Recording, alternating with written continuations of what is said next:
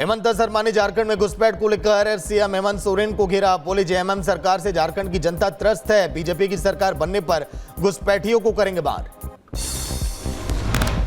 महाराष्ट्र में विधानसभा चुनाव से पहले कांग्रेस को लगा बड़ा झटका। टिकट बंटवारे से नाराज कांग्रेस के वरिष्ठ नेता रवि राजा बीजेपी में शामिल। देवेंद्र फडणवीस बोले पार्टी को मिलेगी ताकत। दिल्ली में पूर्व बीजेपी विधायक ब्रह्म सिंह तंवर ने थामा आम आदमी पार्टी का दामन। पूर्व सीएम अरविंद केजरीवाल ने पार्टी में किया स्वागत। बोले ब्रह्म सिंह तंवर का दिल्ली के विकास में योगदान। बीजेपी विधायक वहीं भारतीय यात्री विमानों को बम से उड़ाने की धमकी के मामले में एक्शन। भारत की मांग पर एफबीआई ने जांच में सहयोग का भरोसा दिया। अब तक 450 से ज्यादा विमानों को दी गई है धमकी। भारत और अमेरिकी एनएसए चीफ का संवाद। अमेरिकी एनएसए और अजीत डोभाल के बीच सुरक्षा समेत कई मुद्दों पर चर्चा। ऊर्जा और डिफेंस को लेकर भी हुई बातचीत। पंजाब के अमृतसर में मिला चीनी ड्रोन। बरामद ड्रोन की पहचान चीन निर्मित DJI Mavic 3 क्लासिक के रूप में की गई है। बीएसएफ इंटेलिजेंस विंग ने चलाया तलाशी अभियान। एलएसी पर भारत और चीन की सेनाओं के बीच बांटी गई मिठाई। एलएसी पर दोनों सेनाओं के बीच मिठाइयों का आदान प्रदान। पूर्वी लद्दाख में पीछे हटी चीन की सेना। बुलंदशहर में एक पिता ने कार में मासूम बेटे के साथ की खुदकुशी। मायके से पत्नी के नहाने से परेशान था शख्स। लखीमपुर खीरी में शराब के ठेके के सेल्समैन की निर्मम हत्या। शराब उधार न देने पर हमलावरों ने सेल्समैन और एक युवक पर किया हमला। युवक की हालत गंभीर। पुलिस मामले की जांच में जुटी है। इजरायल और लेबनान के बीच घमासान लगातार जारी। लेबनान से रॉकेट हमले में उत्तरी इजरायल में 5 लोगों की मौत हो गई। 4 विदेशी कर्मचारी भी घायल। हिजबुल्लाह ने इजरायल के हाइफा शहर पर किया हमला। हमले में 2 लोगों की मौत। इजरायल का दावा। लेबनान से हिजबुल्लाह ने 25 रॉकेट दागे। कई रॉकेट को आयरन डोम ने रोका।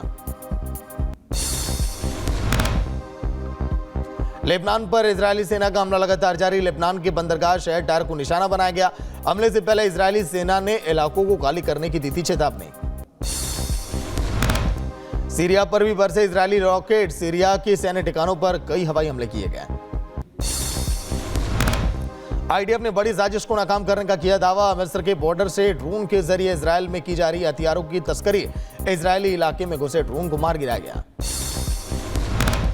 इजरायल के कई इलाकों पर इराक ने किया ड्रोन अटैक। गोलान हाइट्स उत्तरी और दक्षिणी इजरायल में ड्रोन अटैक। लेबनान के पीएम ने इजरायल के साथ युद्ध विराम की जताई उम्मीद। लेबनान के पीएम मिकाती ने कहा कि अमेरिका में चुनाव से पहले इजरायल हिजबुल्लाह युद्ध में युद्ध विराम संभव है। नाटो ने प्लास्टिक सागर पर अमेरिकी सेना के साथ नेपच्यून स्ट्राइक अभ्यास पूरा किया। 15,000 सैनिकों ने लिया हिस्सा। साथ ही 20 लड़ाकू जहाज, पनडुब्बियां और लड़ाकू विमान भी शामिल थे। बांग्लादेश में नहीं थम रही हिंसा। पूर्व पीएम शेख हसीना की समर्थक पार्टी के मुख्यालय में लगाई आग। हमले में किसी के हताहत होने की फिलहाल खबर नहीं है। दक्षिणी रूस में एक आवासीय इमारत में गैस विस्फोट से मचा हड़कंप। गैस विस्फोट में 5 लोगों की मौत, 4 लोगों के घायल होने की खबर। बांग्लादेश में अल्पसंख्यक हिंदुओं पर हो रही हिंसा। भड़के ट्रंप एक्स पर पोस्ट कर बाइडेन सरकार को घेरा। कहा उन्होंने अमेरिका में हिंदुओं की उपेक्षा की। पीएम मोदी के साथ साझेदारी को भी मजबूत करेंगे। ताइवान में तूफान से भयंकर तबाही। कई घरों और गाड़ियों को पहुंचा नुकसान। स्पेन में बाढ़ और बारिश ने मचाया हाहाकार। अब तक 158 लोगों की मौत। स्पेन के दक्षिणी हिस्से में सबसे ज्यादा तबाही।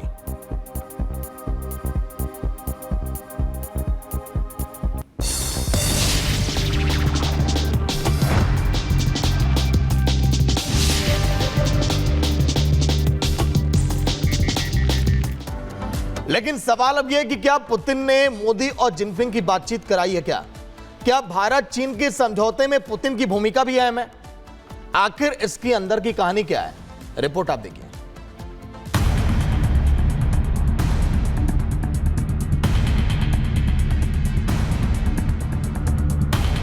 सीमा पर शांति और स्थिरता बनाए रखना हमारी प्राथमिकता रहनी चाहिए। बीते दिनों रूस की राजधानी कजान में ब्रिक्स देशों के बैठक के दौरान भारत और चीन के बीच अहम बैठक हुई है। रूस में वोल्गा और कजान का नदी के मुहाने पर बसा कजान शहर सत्ता का केंद्र बना। यूक्रेन युद्ध के बाद से अमेरिका और यूरोप को ठेंगा दिखाते रूसी राष्ट्रपति व्लादिमीर पुतिन की मेजबानी में कई देशों के राष्ट्र प्रमुख कजान में जुटे।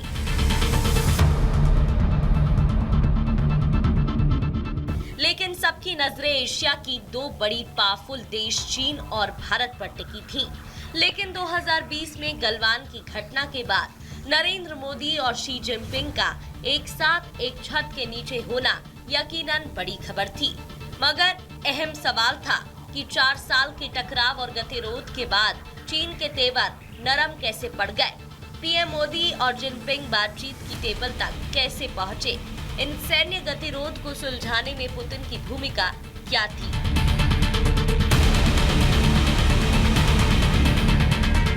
1962 की जंग के बाद अतीत में बेमुश्किल ही ऐसा मौका आया जब भारत और चीन के सैनिक सीमा पर इस तरह लहूलुहान हुए।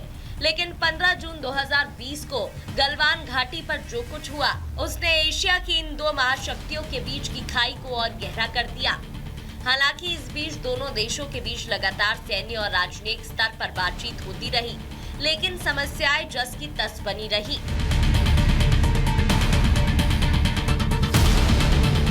फिर आया साल 2022 जब रूस ने अमेरिका की धमकियों को दरकिनार कर यूक्रेन पर धावा बोल दिया। पूरी दुनिया बेशक दो खेमों में बटी नजर आई, लेकिन यूक्रेन का समर्थन करने वाले देशों की संख्या रूस की तुलना में कहीं ज्यादा रही। लेकिन पावर बैलेंसिंग के इस गेम में भारत और चीन संभवतः दो ऐसे देश रहे जिन्होंने ना तो खुलकर रूस का समर्थन किया और ना ही विरोध।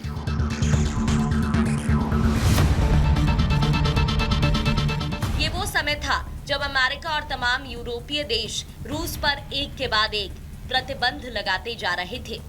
जानकारों का मानना है कि पुतिन समझ गए थे कि अमेरिका को टक्कर देने के लिए रूस के लिए भारत और चीन का सपोर्ट बहुत जरूरी है। लेकिन गलवान की घाटी के बाद से भारत और चीन के बीच के कोल्ड वॉर को खत्म करना चुनौती थी। चीन के विदेश मंत्री और पोलित ब्यूरो के सदस्य वांग यी को चीन में राष्ट्रपति शी जिनपिंग के बाद दूसरा सबसे ताकतवर नेता माना जाता है।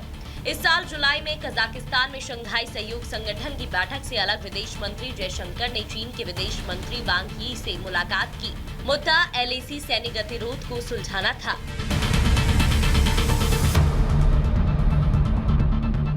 सितंबर में रूस के राष्ट्रपति पुतिन के साथ राष्ट्रीय सुरक्षा सलाहकार अजीत डोभाल की तस्वीरें खूब वायरल हुई थी। डोभाल 12 सितंबर को पुतिन से मिलने सेंट पीटर्सबर्ग पहुंचे थे। इस मुलाकात के बारे में आधिकारिक तौर पर कहा गया कि पीएम मोदी के यूक्रेन दौरे के दौरान हुई बातचीत के बाद निष्कर्षों से पुतिन को वाकिफ कराने के लिए डोभाल उनसे मिले थे। लेकिन जानकारों का कहना था कि पुतिन से डोभाल की मुलाकात की असली वजह चीन के साथ भारत के सैन्य गतिरोध को खत्म करना था।